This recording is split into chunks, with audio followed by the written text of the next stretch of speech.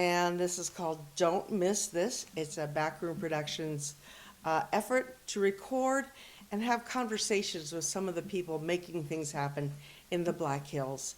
And we'd like to thank Tom Whillock for making things happen and for being with us here today. Thank you, Darla. Cheers.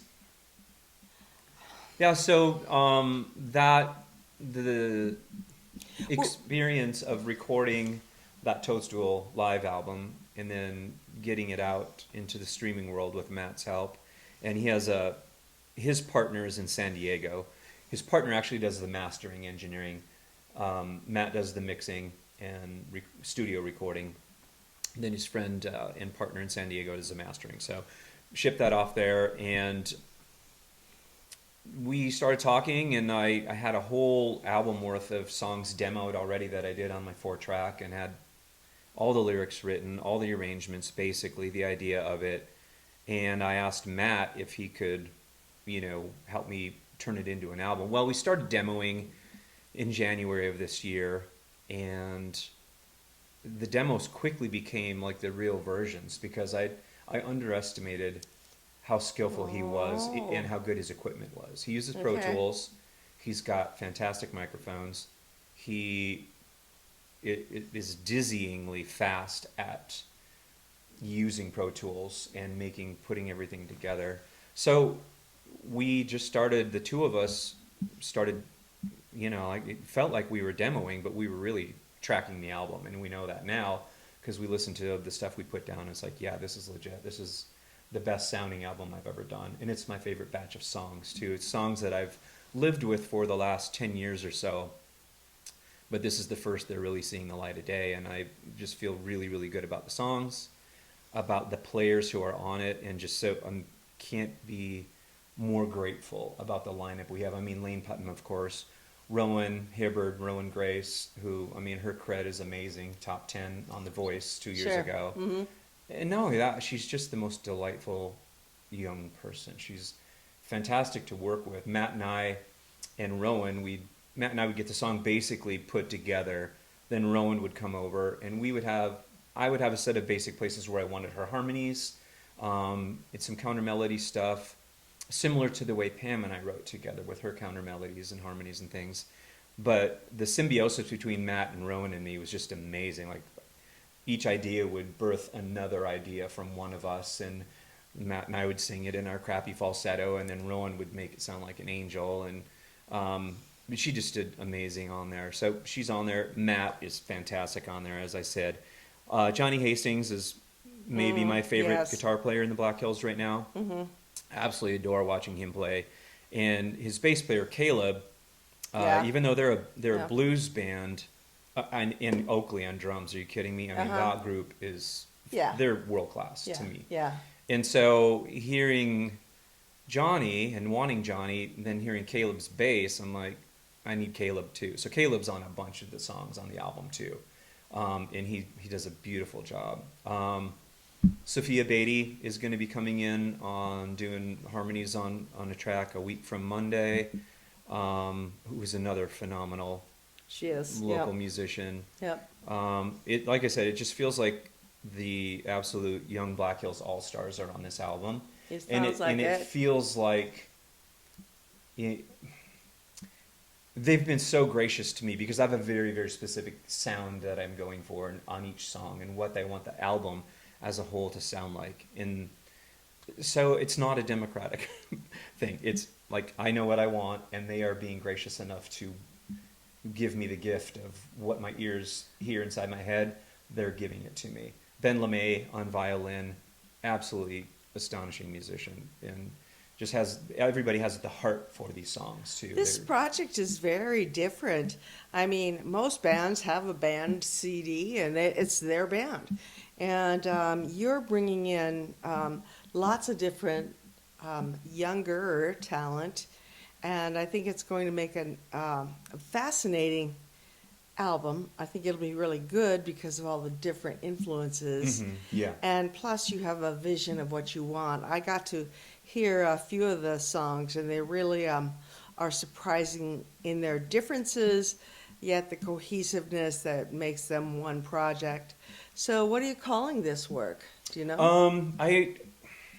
It felt like a solo album in the beginning, like a Tom Whillock album, like when, not to be too Tom Petty going off on his projects, you know. It felt a bit like that, but I think it might be something where Toadstool Jamboree becomes the Toadstool Collective, in that I have a bunch of songs, and then whoever is willing and into the project will play the live shows together. Because this studio band, we played for the Four Winds Festival in June down at AB's. So we had Matt Beener on the drum kit, Caleb Bume on bass, Johnny on lead guitar, me on rhythm and vocals, Rowan on vocals. So it's, you know, a Toadstool Collective, I think, is what the new transition is going to be. Because if Chuck isn't here, it's not Toadstool Jamboree.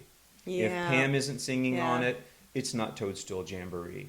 We had 16 basically pretty solid members of Toadstool Jamboree in the band over the years. Plus people sitting in, people guesting on the albums. But 16 were, you know, pretty significant players in the Toadstool Jamboree. But a few of those, Chuck and Pam, I think it's not Toadstool Jamboree without those two.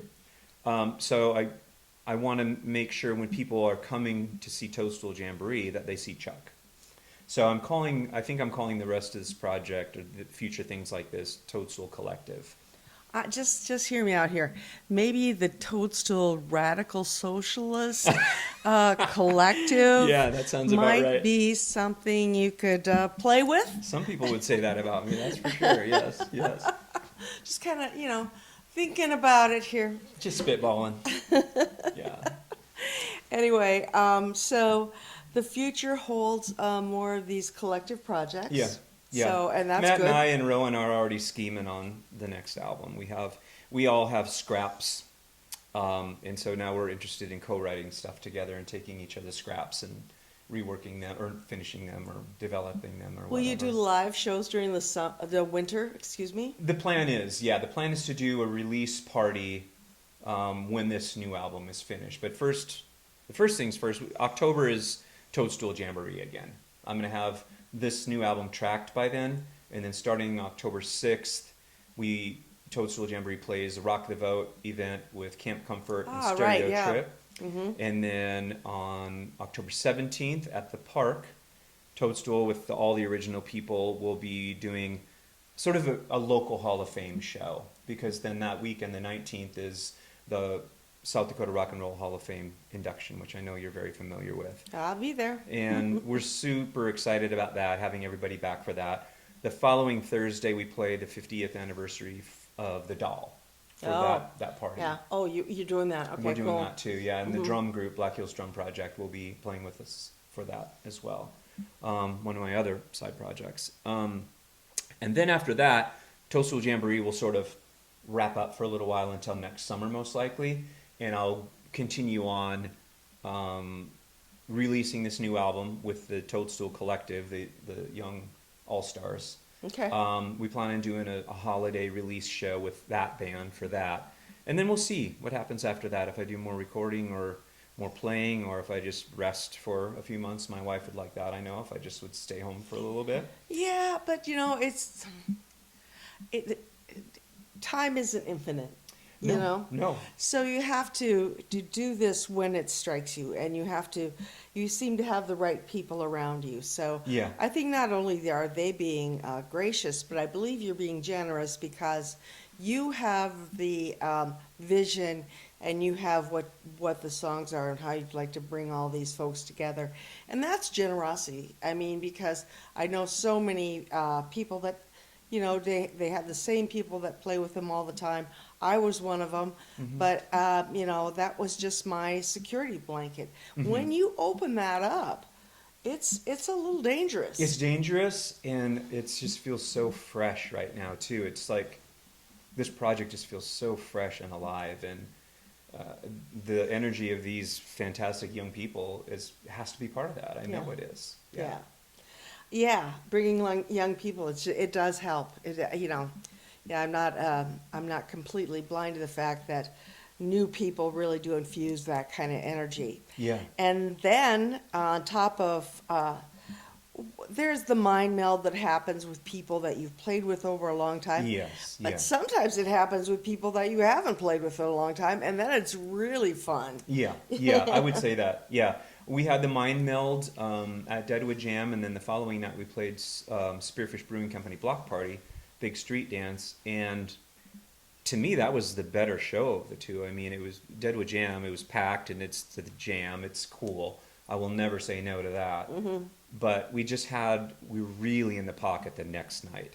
And as you said, when Matt Beener and Rowan Hibbert and I were in the studio creating these amazing vocal parts together, that was like mind blowing and Yep. fresh and mind meld. And yeah, so I couldn't be more grateful for what I'm able. I just turned 60 and I'm still doing this Yeah. at my best level ever.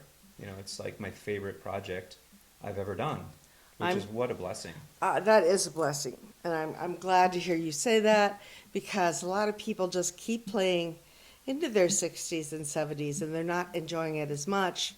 They just think that their crowds need more of their new music, when actually maybe they should just kind of put the brakes on. Yeah, yeah. But if you're still loving it, Yeah. you know, why even consider quitting, and plus bringing in new voices? It's just very impactful. And so I'd like to thank you for being here today Yeah, and thank you, talking Darla. about Yeah. your project. And did I ask you what the name of this was and you didn't tell me? Or Well, the name of the it's album? probably the name of the album is "Dancing in the Diamond Sky."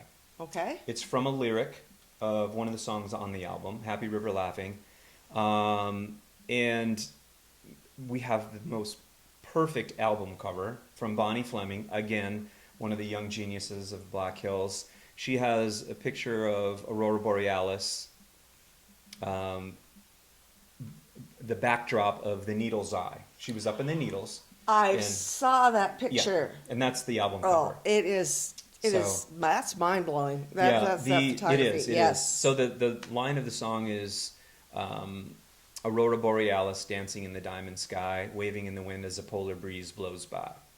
And so that's where I plucked Dancing in the Diamond Sky. When I saw her picture, I'm like, Bonnie, can I use that for the album cover? And this is the title of the album. It just like fit. Happened. So, and then the back cover of the album is super cool too, because I'm taking little candids of everybody in the studio. Like I just tell them, Cool. when I'm going to take pictures of you while you're performing in the studio. So I got great little candids of everybody who's on the album for the back cover of the album too. So it'll be really cool. It's going to be great. Yeah. Well, thank you for taking some time Thank you, with me Darla. today. Yeah, I and appreciate it. Back Room, which goes way back with you too. Oh yeah, yeah. And an organization that's been, promoting low cost, no cost music and other events in the area for a long time. So this will go up on our YouTube channel.